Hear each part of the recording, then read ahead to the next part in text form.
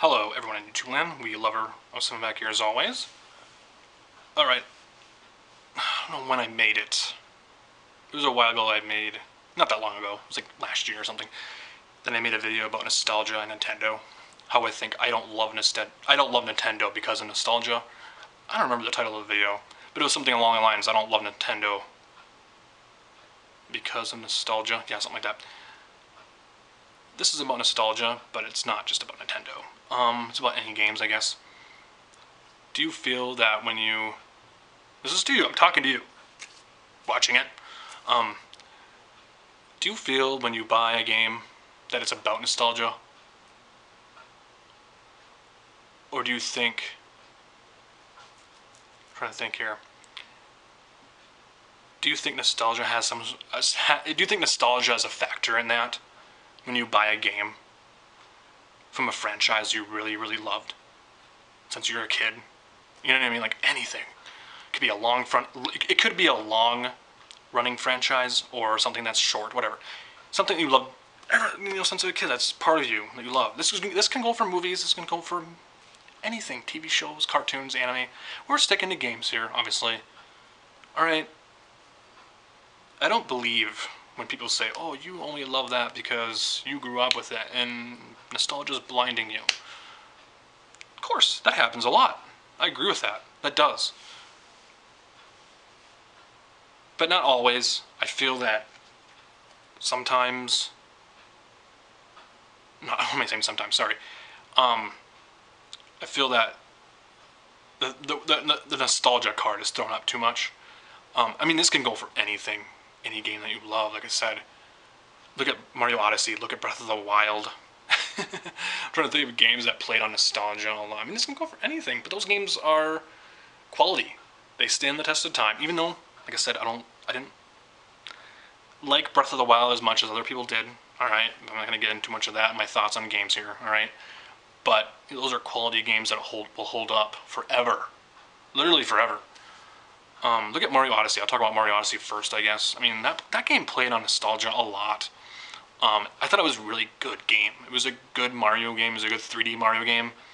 Open world 3D Mario game, what do you want to call it? It was not as good as 64 or Galaxy 1 and 2, because Galaxy 1 and 2 didn't play on the nostalgia that much, or really at all. I mean, you had classic characters in there, you had Goombas, whatever. You had but at the same time, it was trying something new.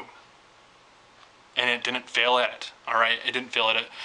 That's the reason why I didn't like Sunshine, because it tried something new, and it didn't really work out, in my opinion. I know a lot of people love Sunshine. People love that game to death.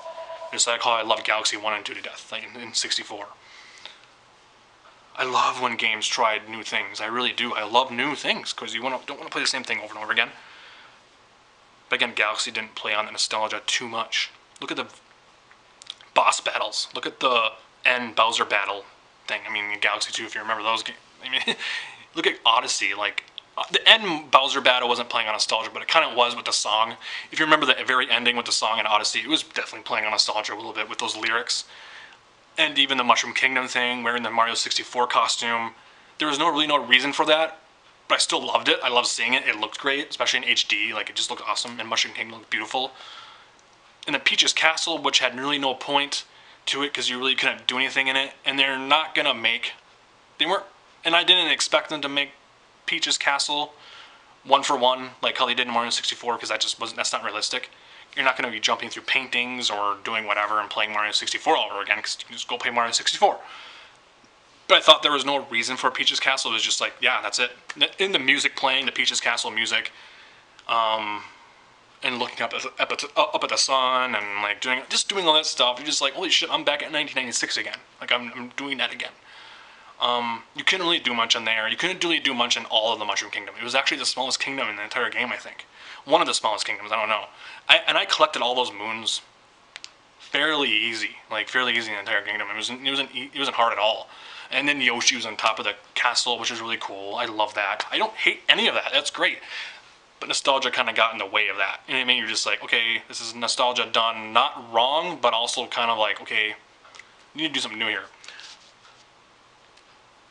Even Zelda Breath of the Wild, like, it's pretty much the first Zelda game in 3D. Like, that's what it is. But nostalgia, I don't believe nostalgia really ruined... I don't continue to buy the games in some of my favorite franchises just because of nostalgia. I buy these games like Kirby. This is kind of one of the reasons why I'm doing this video, because a lot of people think Kirby Star Allies is only for nostalgia, and you grew up with Kirby and you like it, and not a lot of people like Kirby because it's too easy and whatever. It's like, no, those games generally hold up very, very well. Very, very well. And like, there's not one bad game in the Kirby series. Even the spin-off games, the puzzle games, or like that whole entire franchise. But obviously I'm talking about the platformers.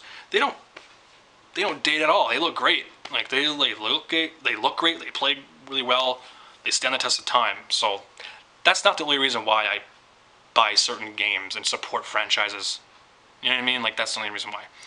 And I kind of take that as an insult a little bit. Not to me, like, I don't. To the game, I do.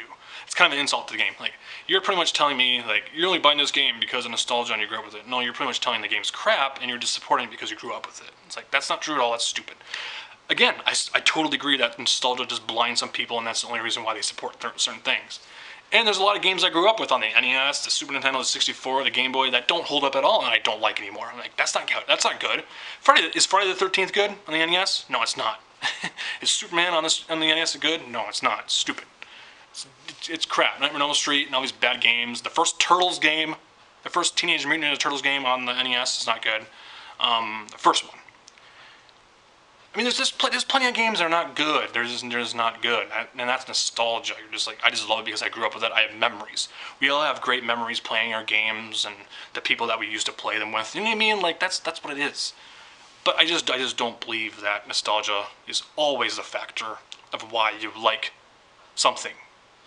You know what I mean? You like it, you support it, you buy it because you generally still love it, and it's part of you. So, but anyways, comment down below. Do you buy games because of nostalgia, or do you buy it because you generally love it? Like, you generally do love it and you think it stands the test of time, and that's the reason why I love it. So, and it's still quality. So yeah, peace out. More random videos coming soon. Later. Bye.